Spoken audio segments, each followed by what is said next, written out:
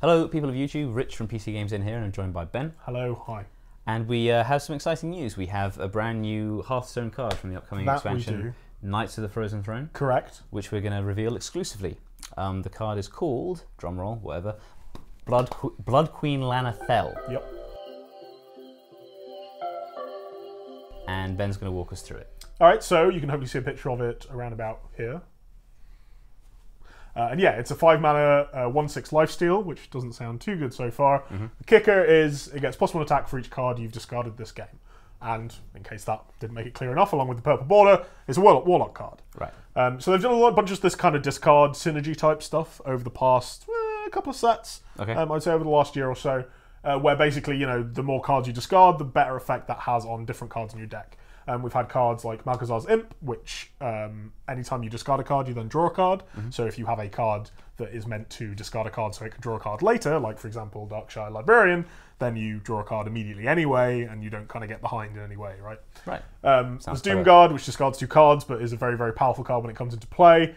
Similarly, there's a Taunt of the same sort of thing, whereas Doomguard is a very aggressive card. And then Silverware Golem, that when you discard it, it comes into play rather than disappearing forever. Right. So what you might notice about those cards is they're kind of all quite aggressive. Yeah. They're all very much about killing your opponent. For example, you're getting free creatures free minions with the Silverware Golem. The Darkshire Librarian that discards a card when it comes into play is a 3/2. It's designed for going to face. This card is not. It's low power, high toughness, has lifesteal, which isn't a mechanic which helps kill your opponent. It just heals you up whenever it does damage. It is one of the new effects in the new expansion. They've given it a keyword rather than just having it written out on cards, but it was on cards before. So clearly this isn't a card, and it's 5 mana, a bit too expensive unless it's something like Doomguard that is just going to kill your opponent when they're on 5 or less life, or you have a relatively significant board already. So clearly this card is probably not going to be very good in those kind of shells. Okay. Because even in those decks, you're not going to discard more than like a couple of cards before you really ideally want the game to end. Right. So at that point, it's only going to be like a 3/6 lifesteal for 5. That's not a card I would play normally anyway, really, even if it was just that. Even with the potential of it being higher. So it clearly doesn't work in that kind of thing. Where it might work is in some kind of control type thing. Okay. Where the idea of the game is that you want to stay alive until you can play some really, really late game cards. Right, that makes sense. The quest for Warlock is based around discarding cards, and it gives you a card that when you put into play, you start making minions every single turn, which lets you get ahead of the game if you can kind of control your opponent's board, and then just use your free minions to kill off their stuff until they run out of things, and then finally you can kill them. The issue is, so we've kind of realised it's probably not good in aggro. Don't think it's particularly good in mid-range either, because there isn't really a Warlock deck that's built around that. There isn't a control deck for Warlock at the moment anyway. The quest hasn't seen any play in a serious capacity. There aren't really enough good discard cards. Given the entire point of control is to get ahead of your opponent over the course of the game, discarding cards and them not being of any use isn't particularly useful there. Right. So this card, if it fit into that kind of shell, if that deck kind of started to exist, I mean, it doesn't have Taunt. It isn't going to stop your opponent killing you. So you play this. What you want to do is immediately start gaining you some life from your opponent having to attack into it. Yes. They don't have to do that. They can just attack your face.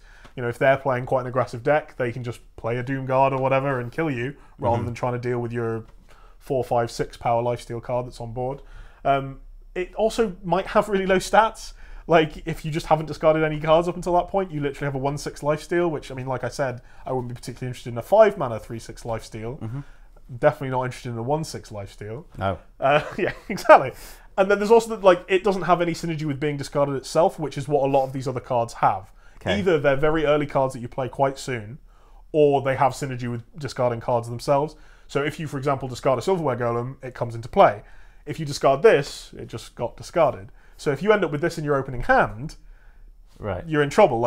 Every time you discard a card, because it's all at random, there's no cards that let you yet pick, which card you want to discard. There's always the chance you're going to be discarding this through the course of the game before it gets big enough that you want to play it, or before you even have the mana to play it. And while it ends up as a 6 power lifestealer or something great, you have to do quite a lot of work to get up to that point, and then you need to play it at 5 mana 6/6 lifesteal, or 5 mana 7/6 lifesteal. And again, those are strong cards. Those are above rate for the kind of cards you'd expect to have at that mana cost. It isn't.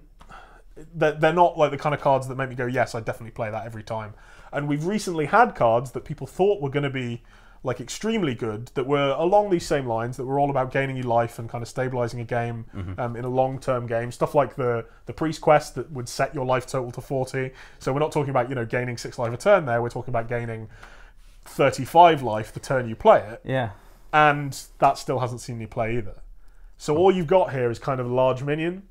So all of that said, not too excited about it. Love to have it. Think it's cool. Think it's like a nice bit of you know, flavour and that sort of thing, but I really don't know if it's going to see any play. Okay, so all of that being the case, it doesn't sound like there's too much of a place for it right now, so what's going on? Where will it fit? So it's possible that we're underrating lifesteal in general. You know, Blizzard will have played with these cards, they will have tested this mechanic itself, they've decided that it's worth creating a, you know, term for, which does mean that it is something that A, they want to reuse, and B, has an impact.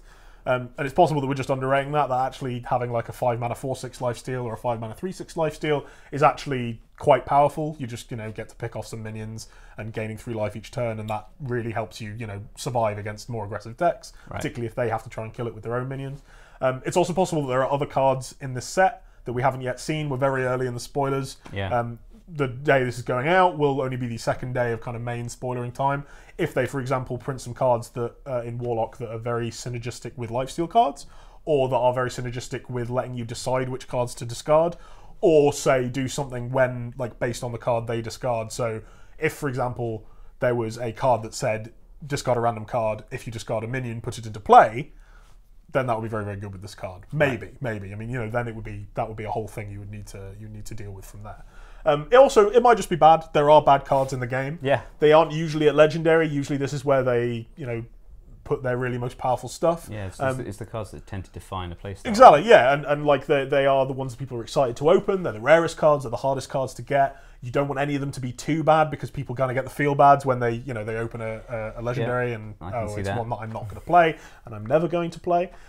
So it is a bit weird that it's so bad. It looks like a card that is missing one thing, and usually when you see those cards, that means it had that one thing. You know, that one thing could be one of a number of different things. Could be taunt, like I said, could be more power, could be lower cost, and it's had that taken away at the last minute because they found that it was overpowered in its other form, and that can just leave you with, yeah, some underrated cards, some poorer cards. Okay, so in this instance, I guess we're hoping that, you know, as the rest of this expansion shapes up, it starts to make a bit more sense.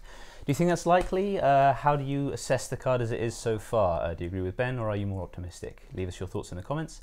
Thanks for watching. Like, share, subscribe, and we'll see you next time. Take care.